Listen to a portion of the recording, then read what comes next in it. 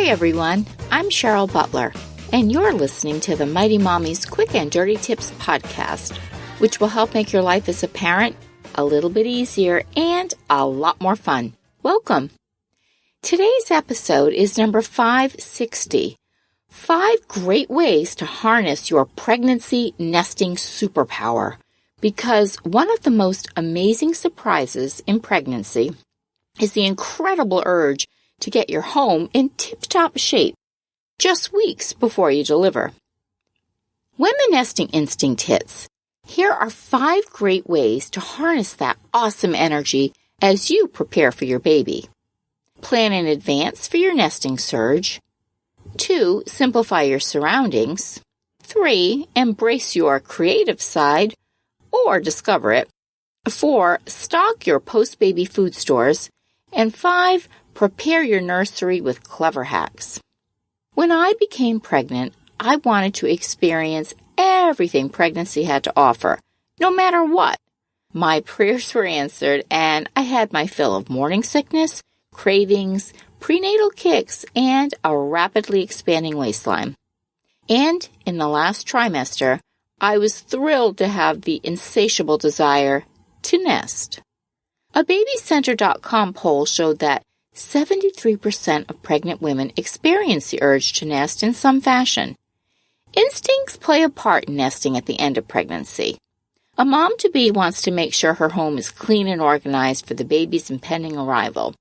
If you're pregnant, you might find that this urge can have you doing anything from stocking the freezer with hearty casseroles to alphabetizing your entire pantry, right after you surprise your partner with a garage makeover. Regardless of how much time or energy you have to spend on this pivotal part of your pregnancy, take advantage of these inspired ideas when that yearning to start feathering your nest strikes. So, number 1, plan in advance for your nesting surge. It's difficult to predict what your energy levels will be throughout your pregnancy. So take advantage of the first trimester and craft a detailed list of all the decluttering, organizing, and home projects you want to tackle when you embrace your inner nesting. Here are just a few ideas that you might feather your nest with. Straighten all your home's closets. Scrub down all the door and window frames. Eliminate cobwebs lurking in ceiling corners and under beds and sofas. Organize your Tupperware and silverware drawers. Ditch the spices that you haven't touched in years. Streamline your laundry room. Babies make lots of dirty laundry. Clean neglected things like cobwebby corners, window screens, and ceiling fans. And deep clean your kitchen and bathroom. You get the idea. Now is the time to plan ahead so you won't waste precious time when the urge hits to make your home shine. You can also bump it up a notch. Keep this nesting list as part of your baby book or your journal. You'll be able to reflect on all the neat projects you were brave enough to take on before your sweet baby arrived. What a keepsake! Number 2, simplify your surroundings. Organizing expert extraordinaire Marie Kondo, one of my favorites, took the nation by storm with her heartfelt approach to decluttering. Kondo's goal of tidying is to make room for meaningful objects, people, and experiences. Her philosophy involves simplifying and organizing your home by getting rid of physical items that do not bring joy into your life. Last spring, I jumped on the Kondo bandwagon and donated or tossed over 50% of my family's possessions. If the item didn't make my heart sing with joy, out it went. As someone who always went overboard with pregnancy nesting, I am certain that if Marie Kondo had been on my radar back then, I would have taken this rite of passage to new heights. Preparing to bring a new baby into your home is cause for major celebration. When your nesting instinct kicks in, channel your inner Kondo and start reducing the extra claptrap that surrounds you. My colleague, Get It Done Guy, has a 2-part episode, Clean, Organize, and Declutter with Marie Kondo's magic, that can help you get started. Bump it up a notch. Don't forget your car and your pocketbook. Now's the time to freshen up your car's interior and get your favorite pocketbook up to snuff before you head to the hospital. Number 3, embrace your creative side. In addition to going to town cleaning and organizing, another exciting facet of nesting is tapping into your creative side.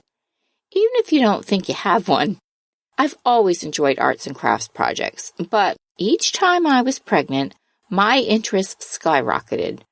I can thank pregnancy nesting for our hallways that are decoupaged with family photos and the extravagant garden scene painted on our outdoor deck. We now have access to hundreds of tutorials on YouTube and other online learning platforms. So, if you suddenly feel called to stencil a seashore mural in your master bath, go for it. Now, bump it up a notch. Expand your artistic touches beyond your home decor. Scrapbooking with favorite photos is a fun way to express your love of family life. Handwritten notes are also an unexpected creative touch in today's digital age.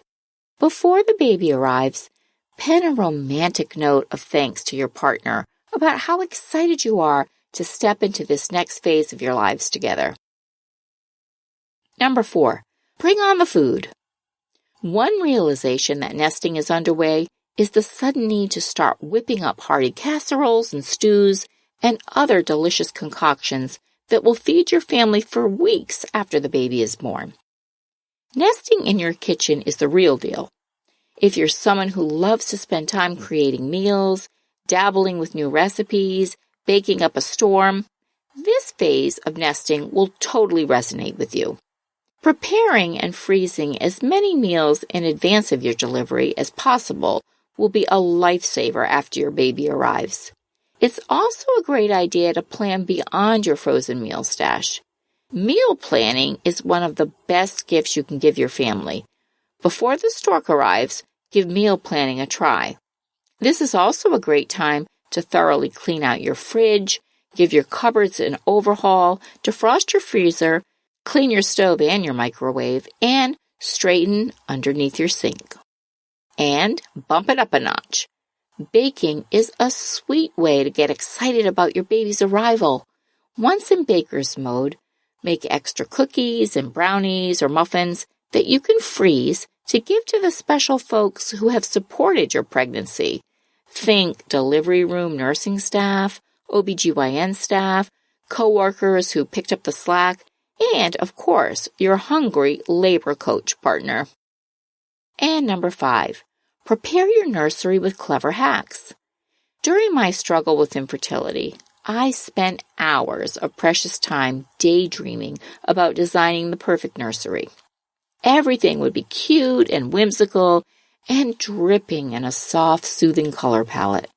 I would have quintessential bonding moments in this dreamy space where I planned on spending as much time as possible alone with my new baby.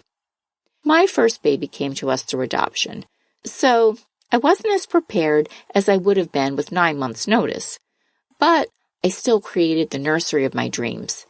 It was a carousel theme that exceeded all of my expectations in terms of design. But because I didn't realize how quickly babies grow, it was one of the most impractical rooms I've ever had in my home.